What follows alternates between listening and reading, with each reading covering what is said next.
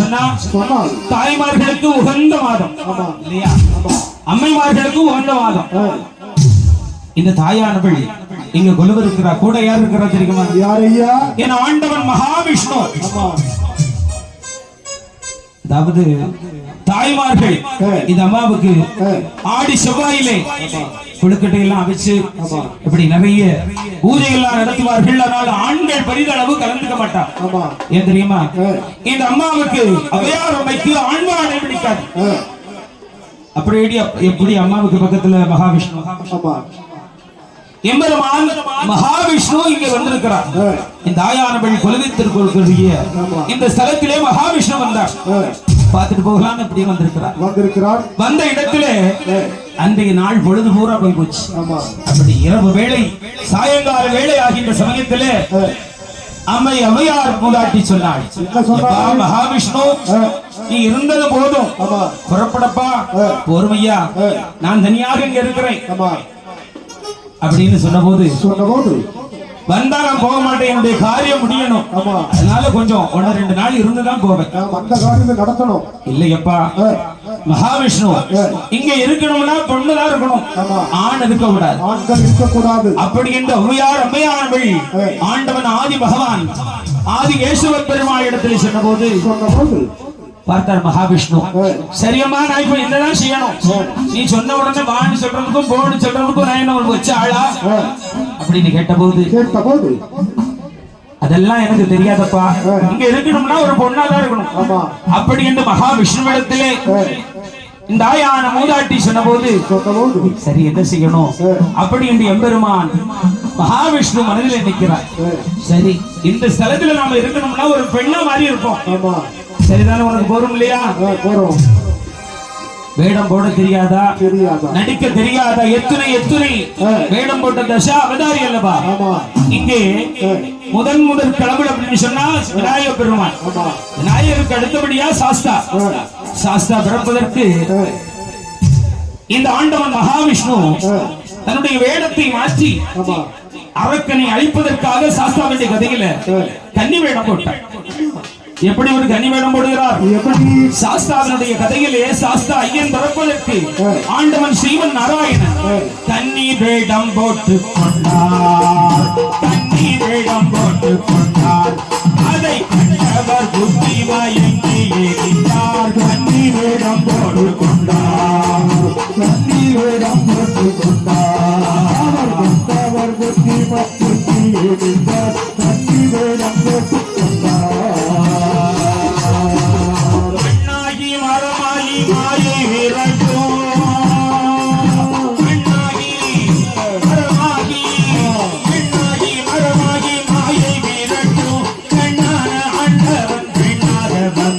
கன்னி வேடம் போட்டு கொண்டார், கன்னி வேடம் போட்டு கொண்டார்.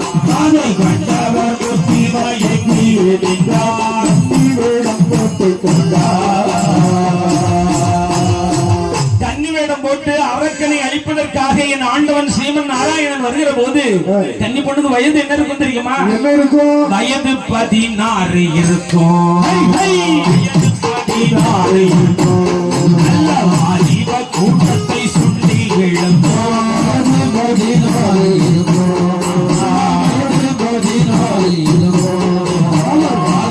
கூட்டத்தை சுண்டி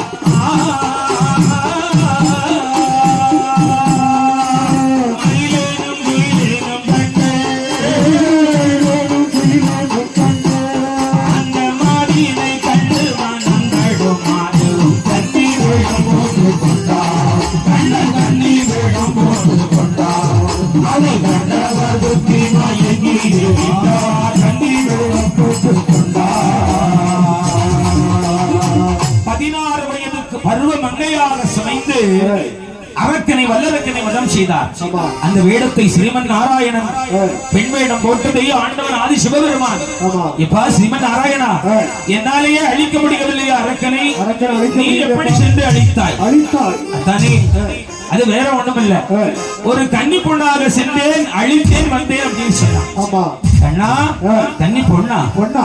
அதே கண்ணா, நீ ஆணாக இருக்கும் போதே அத்துணை அழகடா. எவ்வளவு அழகு, அழகு. பெண் வேடம் போட்டா கேட்கவா வேணும்?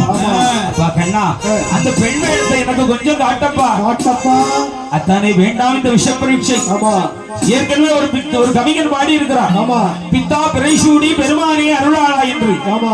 மேலும் என்னுடைய பெண்ணுருவை பார்த்து உங்களுக்கு பித்தம் பிடிக்கும். பித்தம் பிடிச்சிடும். அது மட்டுமல்ல, என்னுடைய தங்கை பார்வதியால் கோவித்துக் கொள்வார். கோபப்படுவாங்க. அதனால வேண்டாம் அத்தானே, ஆமா. இந்த விஷ பரீட்சை வேண்டாம், அரக்கு அழைச்சாச்சு நீங்க போங்க. நீங்க போலாம். கேப்பாரா பகவான்? கேட்கவே மாட்டாரு. இல்லையடா கண்ணா, அந்த கன்னி வேடத்தை காமிச்சாதான் நான் கைலாசம் போவேன். என்னிடத்தில் காட்டு. கண்ணா, நீ கன்னி பெண்ணா காட்டும் என்ற முன்னால் என்று கரெக்ட் என்ற பகவான் சொன்ன போது வேறு வழி இல்லாமல் ஆண்டவன் ஆதிகேசவ பெருமாள் அனந்த பத்மநாப சுவாமி அந்த 16 வயது பருவ மங்கை வேடத்தை காண்பிக்கும் போது ஹரியும் ஹரனும் இணைந்து ஹரிகர சுகநாத ஸ்ரீதர்ம சாஸ்தா உலகத்தை காக்க வந்த தெய்வமாக பிறவி எடுத்தார். அப்படி பெண் வேடம் போட்டவர் அல்லவா? நடிக்க தெரியாதா, வேடம் போட தெரியாதா? அப்படி இந்த அவ்வை மூதாட்சி கேட்டதற்கு இணங்க வேறு வழியில்லாமல் பெருமாள் சுவாமி எப்படி உருமாறுகிறார் தெரியுமா? பெண்ணாக உருமாறி அழகு நல்ல பெருமாளும், பெண்ணாக உருமாறி அழகு நல்ல பெருமாளும்,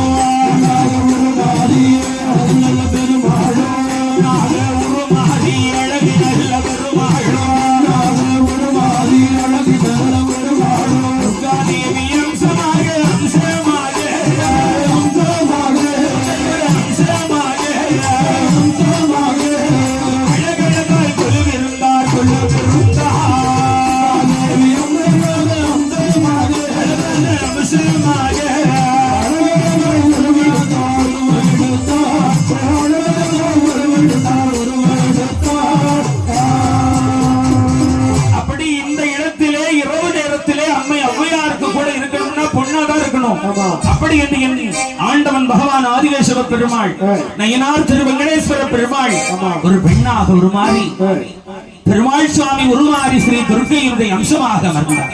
அன்று முதல் இந்த இடத்திலே என் தாயோடு அழகுடனே அற்புதமாக அமர்ந்து கொண்டிருக்கின்றார் பரிவார தேவதைகள். அது மட்டுமல்ல, இங்கே காவல் என்று சொன்னால் சர்வ தெய்வதைகள். சர்வ தெய்வதைகள் ஒரு சமயத்துல இந்த வேப்ப மரத்தை வெட்டுவதற்காக கையவன் ஒருவன் வெட்டிய போது சர்வத்தின் ரூபமாக சர்வ தெய்வமாக அப்படியே துரத்துகிறது. அதிலிருந்து யாருமே இங்க வந்ததில்லை. ஒரு ஆளுக்கு வராது. பூஜைக்கு வந்த அந்த ஆள் அவ்வளவுதான். ஒரே விளைச்சுதான். ஆமா. அப்படியெல்லாம் இருந்த காலத்திற்கு பிறகு ரொம்ப காலத்திற்கு பிறகாக எது வந்தாலும் நேரம் வந்தாலும் நடக்கும், நேரம் வராம எதுவும் நடக்குமா? ஒன்னும் நடக்காது. அப்படி சமீபத்து காலமாக நம்ம எல்லாம் இங்கு வரவழைத்து என் தாயான ஓயார் அம்மையும் ஆண்டவன் ஸ்ரீமன் நாராயணன் விஷ்ணு துர்க்கையாக மாற்றம் கொண்டு சர்வ தேவதைகள் பரிசூழ நம்முடைய ஸ்தலத்திலே கொலு கொண்டிருக்கின்றார்கள். சிறப்பான ஆடி முதல் வெள்ளியிலே, ஆடி முதல் வெள்ளி நாளையிலே அழகான திருவிழாவாகவே நடந்து கொண்டிருக்கின்றது. அப்படி இருக்கின்ற வேளைகளில் என் அம்மையான இந்த அவ்வை மூதாட்டியானவள் கைலாச உலகத்தில் பகவானை வணங்கி கேட்கின்றாள். என் பெருமானை ஆண்டவா, நான் பூலோகம் போகணுமையானால் புகழ் பெரிய வரங்கள் வேண்டும் என்று பூவுலகம் புக வேண்டும்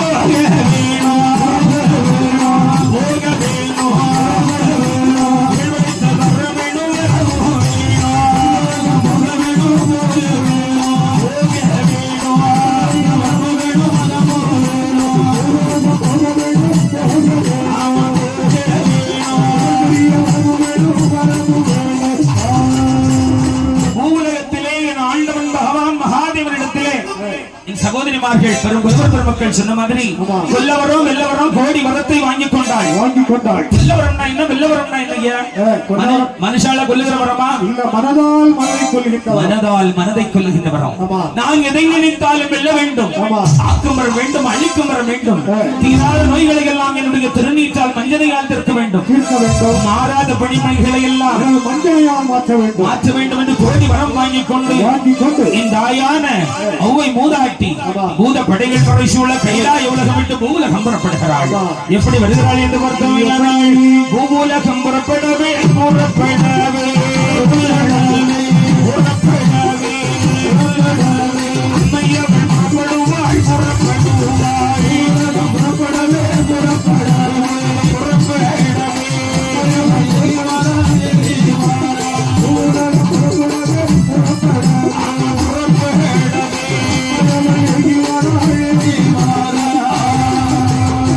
எப்படிப்பட்ட தோற்றம் பகவானிடத்தில் ஆத்தியத்திலே சொன்னேன். பகவானே, இந்த அம்மா கன்னி பொண்ணா இருக்கின்ற போது நிறைய பேர் என்ன பொண்ணு பார்த்து வந்திருக்கிறாங்க. அம்மா, நான் ஒண்ணு கட்டிக்கிறேன், நான் ஒண்ணு கட்டிக்கிறேன். பகவானுடைய கருவையினாலே ஆண்டவா பகவானே, நான் தெய்வ தொண்டாற்ற வேண்டும். தமிழுக்கு ஒரு தலைவியாக இருந்து தமிழ் தொண்டாற்ற வேண்டும். தென்னகமெல்லாம் போக வேண்டும், தேசமெல்லாம் பார்க்க வேண்டும், சுற்றி பார்க்க வேண்டும். எனக்கு இந்த திருமணம் விவாகம் ஒன்றுமே வேண்டாம் இறைவா. எனக்கு உருவத்தை மாற்று, வயோதிகத்தை கொடு என்று பகவானிடத்தில் கேட்ட போது பகவானுடைய திருவருளினாலே என் தாயான அவ்வை மூதாட்டியாகவே ஒரு கோலத்தை கொடுத்து கன்னி பொண்ணு யாராவது கேட்பாளா? 10 வயசு குறையணும்னு கேட்பா இல்லையா? ஆனால் இந்த தாயான அவ்வை மூதாட்டி தன்னுடைய உருவத்தை மாற்றி வயோதிக பருவத்தோடு கையில் ஒரு ஒன்றடியோடு பூத படைகளோடு உலகத்திலிருந்து புறப்பட்டு கைலாயத்திலிருந்து புறப்பட்டு பூவுலகம் வருகின்றாள். கைலாய உலகம் விட்டு புறப்படுவாள் கைலாய உலகம் விட்டு மாறாள் உலகம் விட்டு மாறாள் மலோகம் தான் கடந்து சந்திர உலகம் வாயுவோட தேசம் விட்டு வாயுவோட தேசம் விட்டு கோட்டை மாலா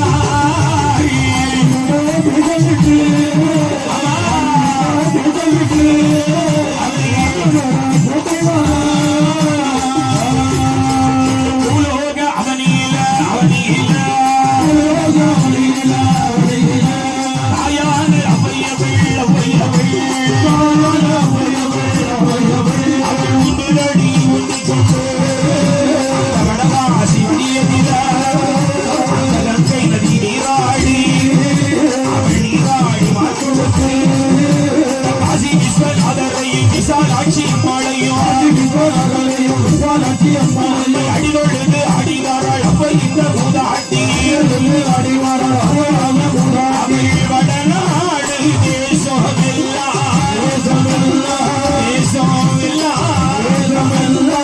அரிசையோடு வளமுவாரா தேசமில்லா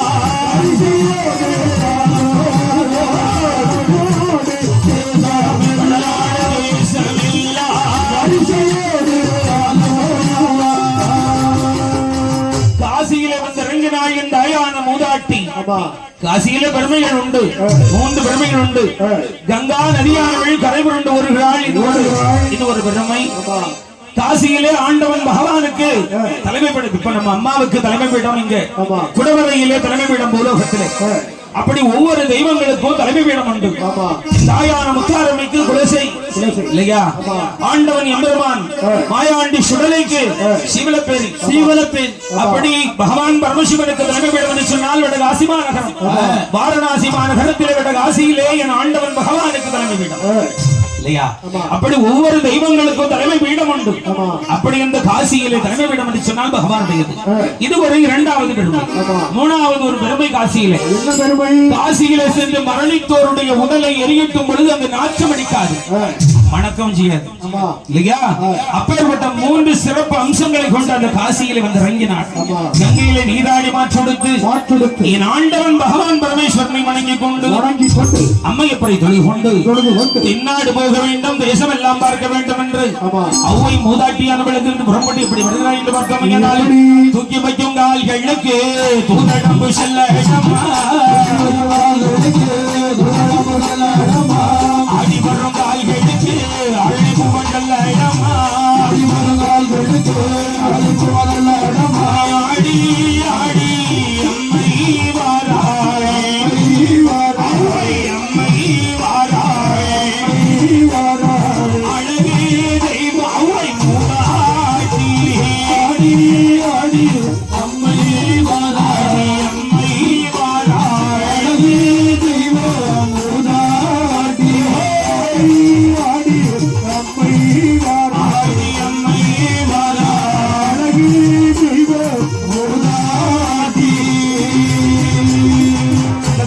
வதி கிடந்து ஒவ்வொரு தளமாக காளி கட்டம் என்று சொன்னால் காளிமானுடைய கொட்டை. இன்றைக்கு நாம கல்கட்டான்னு சொல்லுகிறோம். அன்றைய தினத்திலே அது காளி கட்டம் என்று அழைத்தார்கள். இந்த அட்டகாளிமார்கள் 8 பேரும் கொலுவிருந்த ஸ்தலம். அந்த காளி கட்டத்திலே வந்து காளிமார்களை தொழுது கொண்டு அங்கிருந்து புறப்பட்டு விஜயவாடாவிலே ஆந்திர தலைநகரத்திலே ஆந்திர மாநிலத்திலே விஜயவாடா என்று சொன்னால் கனக துர்க்கையினுடைய கோட்டை. 10 கரங்களோடு அருசாட்சி புரிகின்றார். கனக துர்க்கையை வணங்கிக் கொண்டு அங்கிருந்து புறப்பட்டு எங்கு வருகிறார் என்று பார்த்தோம். திருப்பதி நாடதில நாடதில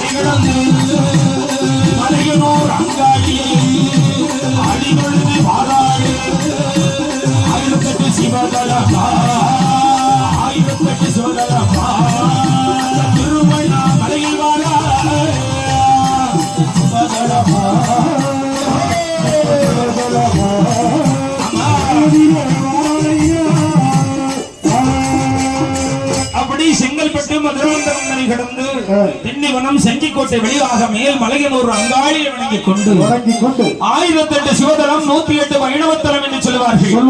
1008 சிவதலத்திலே ஒன்றான திருவண்ணாமலையிலே வருகின்றாள். அண்ணாமலையாரை உண்ணாமலை அம்மாளை வணங்கிக் கொண்ட என போய் மூதாட்டி அங்கிருந்து பூத கணங்களோடு புறப்பட்டு அந்த திருவண்ணாமலை கடந்து எப்படி வருகின்றாள்? சமயபுரம் வெள்ளியாக சங்கரியல்வார் ராழே சமயபுரம் வழியாக சமயபுரம்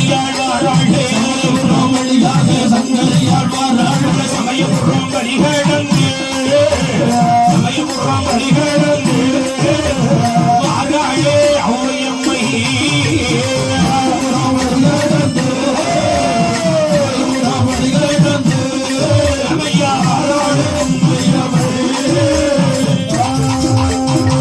சமயபுரம் மாறியையும் அடிதொழுது வாராளே ஸ்ரீரங்கமர் வாழா அவ்வை மூதாட்டி அரங்கநாதனையும் அடிதொழுது வருவாழா சிராபள்ளியில அவ்வையம்மை வாராளே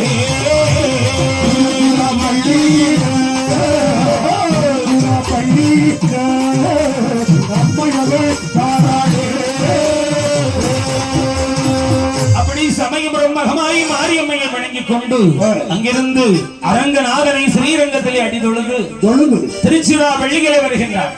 காவிரி ஆற்றிலே நீராடி மாற்றுடுத்து தாயான அவ்வை மூதாட்டி பூத கணங்கள் விரைசூழ அப்படி திருச்சியில் மலைக்கோட்டை உச்சி பிள்ளையார் முழுவதற் கடவுளை வணங்கிக் கொண்டு அங்கிருந்து எங்கு வருகிறார் தெரியுமா? அம்மாவுக்கு பிடித்தமான தெய்வம், தமிழுக்கே ஏற்ற தெய்வங்கள் 2. அந்த முருகப்பெருமானுடைய அந்த விராலிமலை தலமதியில விராலிமலை தலமதியிலே வாராளே அம்மையும் விராலிமலை தலமதியில வாராளே அம்மையும் விராலிமலை தலமதியில வாராளே அம்மையும் சமாதியில வாராளே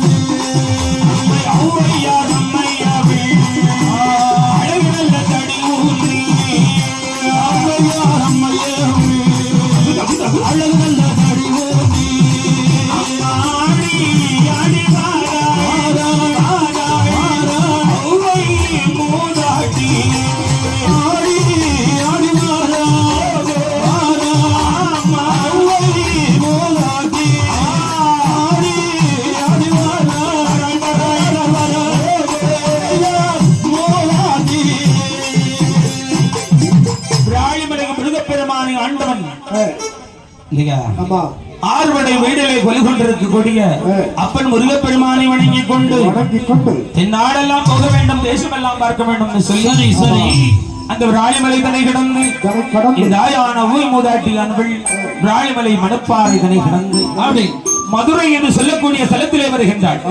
மதுரையை நான்மாட கூடல் என்று அழைப்பார்கள். நான்மாட கூடல்னா என்னையா? பாண்டிய நாட்டின் தலைநகரம். பாண்டிய நாட்டின் தலைநகரம் ஒன்று மதுரை. முத்தமிழ் வளர்த்த சங்கம் என்று சொன்னால் மதுரை என்பது. நான்மாட கூடல் சங்கு தேசத்து ராஜாக்களும் கூடக்கூடிய இடம். அந்த நான்மாட கூடலிலே வருகின்றாள் தாயார் அவ்வை மூதாட்டி மீனாட்சி அம்மையினுடைய ஆட்சி இல்லையா? மதுரை மீனாட்சி சுக்கனை வணங்கி கள்ளழகனை பார்த்துக் கொண்டு விருதுநகர் தனை கடந்து சாத்தூர் இருக்கலங்குடி மகமாயி மாரியை வணங்கி அங்கிருந்து கோவில்பட்டி கையத்தார் வழியாக தாழையூத்து தான் கடந்து சீவலப்பேரி வழியாக சொல்லுக்கு எல்லைன்னு சொன்னால் எல்லை.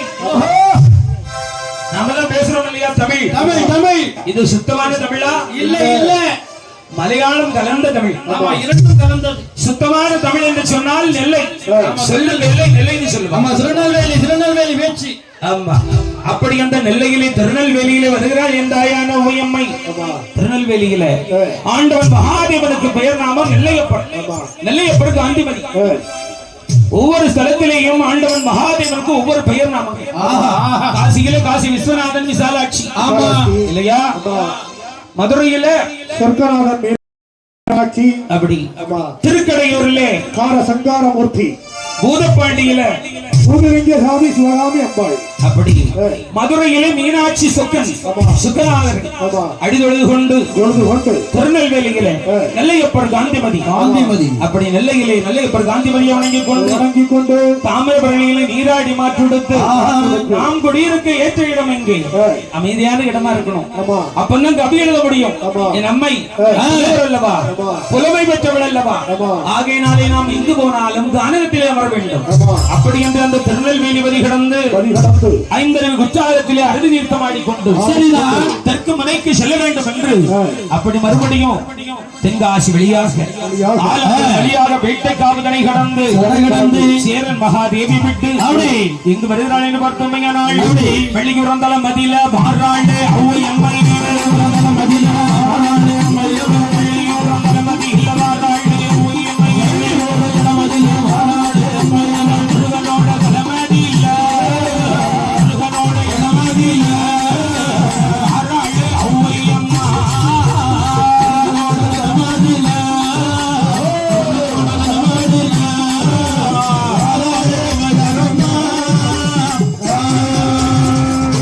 ஆராதனைக்கு நேரம் நெருங்குவதால் உடனடியாக செண்டை மேள கலைஞர்கள் ஆலய சன்னதிக்கு வருமாறு உங்களை அன்போடு அழைக்கப்படுகிறது. செண்டை மேள கலைஞர்கள் உடனே வரவும். அப்படி என்று வள்ளியூர் முருகனை வணங்கிக் கொண்டு தாயான அம்மை இந்த ஓயார் மூதாட்டியானவள் வள்ளியூர் தனி கடந்து பணகுடி வழியாக காவல் கிணறு விளக்கிலே ஆரல் வாய்மொழி இசக்கியை அடிதொழுது இசக்கியம்மன் அடிதொழுது பழவூர் வழி கடந்து இங்கு வருகின்றாள்.